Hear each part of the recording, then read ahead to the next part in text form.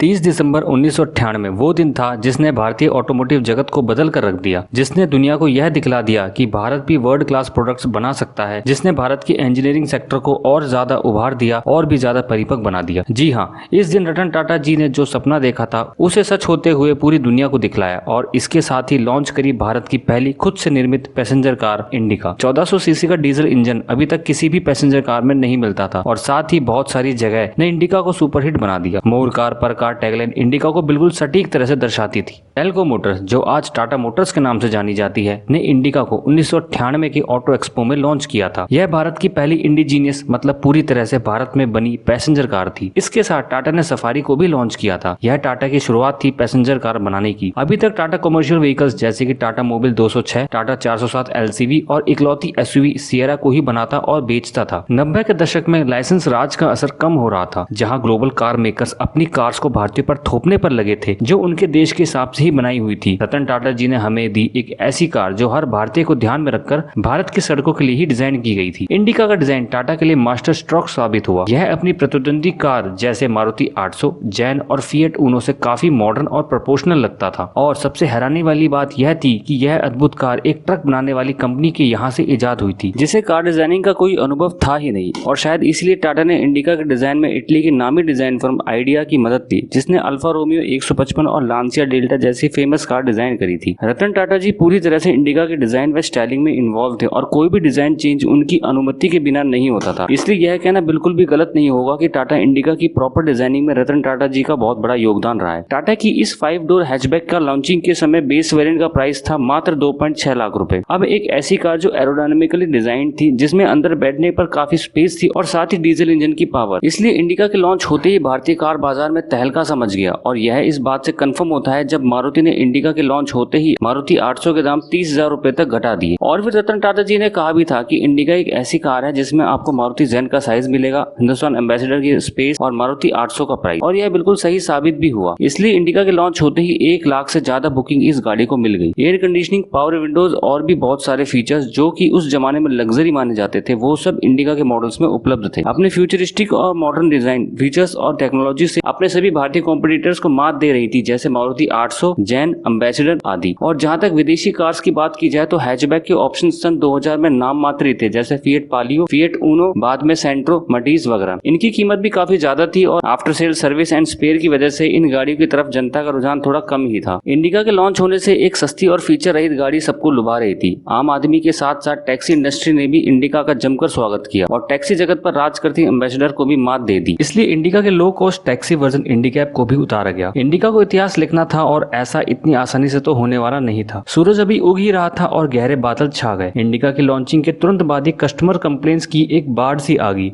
और वो सब इंडिका की क्वालिटी इश्यूज को लेकर थी। कहीं इसके हाई इंजन नॉइस और वाइब्रेशंस को ब्लेम किया जा रहा था, तो कहीं पावर विंडोज का काम करना ही बंद हो रहा था। इंजन की परफॉर्मेंस और माइलेज भी उतनी नहीं थी जितनी की लॉन्चिंग के वक्त प्रदर्शित की गई थी। जुबानी प्रचार पहले जो बहुत पॉजिटिव थे, अब वो नेगेटिव होते जा रहे थे और यह सब बड़ी तेजी से हो रहा था। यह 1-2 कंप्लेंट्स नहीं थी, बल्कि पूरी बाढ़ थी कस्टमर कंप्लेंट्स की और क्रोधित कस्टमर्स की। साल 2000 से 2001 में इंडिका की सेल्स में भारी गिरावट देखी गई और टाटा मोटर्स ने अपना अब तक का सबसे बड़ा लॉस डिक्लेयर किया, जो था लगभग 500 करोड़ का। बता दें, इंडिका के डेवलपमेंट पर टाटा मोटर्स ने 1700 करोड़ रुपए इन्वेस्ट किए थे। हर जगह से सिर्फ यही सुनने को मिल रहा था, टाटा मोटर्स ने जिनको कार बनाने का कोई अनुभव ही नहीं है, को कार बनानी ही नहीं चाहिए थी। इवन एक्सपर्ट्स का भी यही मानना था और वेस्टर्न मीडिया यही दर्शाने की कोशिश में लगा था कि भारत आज भी घोड़ा गाड़ी और बैलगाड़ी तक ही सीमित है, यह कार बनाना हमारे बस की बात नहीं है। इस सब के बीच रतन टाटा जी ने एक इमरजेंसी मीटिंग ताज पैलेस पर रखी, जिसमें टाटा के सभी डिपार्टमेंट्स, चाहे वो डिजाइन हो, प्रोडक्शन हो या सप्लाई चेन, सभी डिपार्टमेंट्स के टॉप रिप्रेजेंटेटिव्स इकट्ठे हुए इस मीटिंग में। सबके मन में कहीं ना कहीं यह सवाल था कि शायद इंडिका में आ रही इतनी प्रॉब्लम्स की वजह से इसके प्रोडक्शन को ही बंद करने के विचार से यह मीटिंग बुलाई गई है। लेकिन रतन टाटा जी ने इस मीटिंग को इम्प्रूवमेंट्स की डायरेक्शन में मोड़ दिया। इंडिका में क्या क्या कमियां हैं, उन्हें कैसे सुधारा जाए और कौन सी कमी को पहले सुधारा जाए। अगर कार के बेसिक डिजाइन को भी चेंज करना पड़े तो वो भी किया जाए। इसके साथ साथ एक रेट्रोफिट कैंपेन भी चलाया गया, जिसमें तकरीबन 45,000 इंडिका को रिपेयर किया गया और 42 पार्ट्स को फ्री में बदला गया। देश के हर कोने में इंडिका के ओनर्स के साथ टाटा के ऑफिशियल्स ने मीटिंग करी और उनकी कंप्लेंट्स को पूरे सब्र से सुना और कमी को ठीक करा। टाटा की पूरी इज्जत दाव पर लगी हुई थी और टाटा इसे जल्द से जल्द वापस पाना चाहती थी। टाटा मोटर्स के एक एक एम्प्लॉय ने पूरे जज्बे और जुनून के साथ इस मुश्किल घड़ी में साथ दिया, जिसकी अगुवाई कर रहे थे खुद रतन टाटा जी। और इस तरह से एक नई इंप्रूव्ड इंडिका पर काम शुरू हुआ और मात्र एक साल में नई इंडिका देश को पेश की गई। इंडिका V2 मतलब वर्जन 2। V2 से साफ झलक रहा था कि यह एक बेहतर और इंप्रूव्ड इंडिका है। नई इंडिका के प्रचार प्रसार में कोई कमी नहीं छोड़ी गई। इंडिका V2 ने बहुत जल्दी मार्केट में फैली नेगेटिविटी को खत्म कर दिया और लोगों को एहसास दिलाया कि अब सब ठीक है। यह भारत के ऑटोमोटिव इतिहास की तब सबसे तेजी से बिकने वाली कार बन गई जब इसकी 1 लाख यूनिट्स मात्र 18 महीने में ही बिक गई। 2002 में आर्थिक मंदी के होते हुए जहां सभी कार कंपनीज की सेल गिर रही थी, इंडिका ने 46% ग्रोथ की छलांग लगाई। टाटा के साथ पूरे देश का आत्मविश्वास बढ़ गया और भारत की पहली इस इंडिजीनियस कार के लिए सभी के दिन में एक अलग जगह बन गई और यह साबित भी हो गया कि अब इंडिका कामयाब हो गई है। इसके बाद टाटा ने इंडिका के मद्देनजर कुछ एसयूवीज और कार्स लॉन्च करी, जैसे टाटा सफारी, टाटा सुमो और साथ ही इंडिका के अलग अलग वेरिएंट्स भी, जैसे इंडिका EV2, इंडिका जेटा आदि। इंडिका पर ही बेस्ड सेडान वेरिएंट इंडिगो को 2002 में और estate wagon variant Indigo Marina को टाटा ने 2004 में लॉन्च किया। इंडिका के ही मॉडिफाइड प्लेटफॉर्म, जिसको टाटा ने नाम दिया X1, पर टाटा इंडिका विस्टा और इंडिगो मांजा को टाटा ने 2008 में लॉन्च किया। इंडिगो विस्टा मॉडर्न इंडिया को ध्यान में रखकर डिजाइन की गई थी और इसमें कोई शक भी नहीं है कि विस्टा इंडिका से बड़ी और बेहतर थी, पर फिर भी विस्टा इंडिका की तरह इंस्टेंट हिट नहीं हो पाई। लोगों को यह एक नई जनरेशन कार जो कि बिल्कुल नए प्लेटफॉर्म पर बनी थी कम, बल्कि इंडिका का ही फेसलिफ्ट वर्जन ज्यादा लगी। इसलिए टाटा का डिसीजन इंडिका को भी विस्टा के साथ सेल करना एक सही डिसीजन था। कंपटीशन बढ़ रहे थे और नई नई कार्स लॉन्च हो रही थी जो इंडिका के सक्सेस फैक्टर्स जैसे स्पेस और डीजल इंजन को लगभग मात देती नजर आ रही थी। इंडिका के डिजाइन में भी कुछ खास बदलाव नहीं आया था इतने सालों में और इसलिए लोगों का रुझान अब इंडिका की तरफ घटता जा रहा था। टाटा द्वारा लॉन्च की गई हैचबैक बोल्ट और कॉम्पैक्ट सेडान जेस्ट दोनों ही एक्सन प्लेटफॉर्म पर डेवलप्ड थी कि सेल ने भी टाटा को कुछ खास मदद नहीं दी, जबकि टाटा नेक्सॉन जो इसी एक्सन प्लेटफॉर्म पर बेस्ड है एक इंस्टेंट हिट साबित हुई। बढ़ते कंपटीशन और कम होती डिमांड को मद्देनजर रखते हुए टाटा ने आखिरकार 2018 में इंडिका को डिसकंटिन्यू करने का फैसला ले लिया। इंडिका लगभग 2 दशक तक प्रोडक्शन में रही और इस बात को बिल्कुल भी नजरअंदाज नहीं किया जा सकता कि आज टाटा मोटर्स को भारत का second largest car selling brand बनाने में इंडिका का बहुत बड़ा योगदान है। टाटा नेक्सॉन और एल्ट्रोस जैसी गाड़ियों के प्लेटफॉर्म इंडिका के प्लेटफॉर्म की ही मॉडिफाइड वर्जन्स हैं। इंडिका के 20 साल के सफर से टाटा मोटर्स के इंजीनियर्स ने जो कुछ भी सीखा, यह उसी का नतीजा है कि टाटा मोटर्स अपनी सेफ और मॉडर्न कार्स के लिए पूरे देश और जहान में जाना जा रहा है। इंडिका ने टाटा मोटर्स को तो ट्रांसफॉर्म किया ही, साथ ही इंडिया की कार इंडस्ट्री को भी बदल कर रख दिया। भारत की पहली खुद से डिजाइन कार होने की वजह से नए नए वेंडर्स डेवलप हुए, विदेशी कंपनीज के साथ कोलैबोरेशन हुए, जिसकी वजह से दूसरी कंपनीज को इंडिया में आकर मैन्युफैक्चरिंग करने में काफी मदद मिली। इंडिका ने भारत की इंजीनियरिंग और मैन्युफैक्चरिंग सेक्टर की शान बढ़ा दी। तो यह थी टाटा इंडिका की कहानी। मिलते हैं एक नई वीडियो के साथ जल्द ही। अगर वीडियो पसंद आई तो वीडियो को लाइक व चैनल को सब्सक्राइब करना ना भूलें। नमस्कार।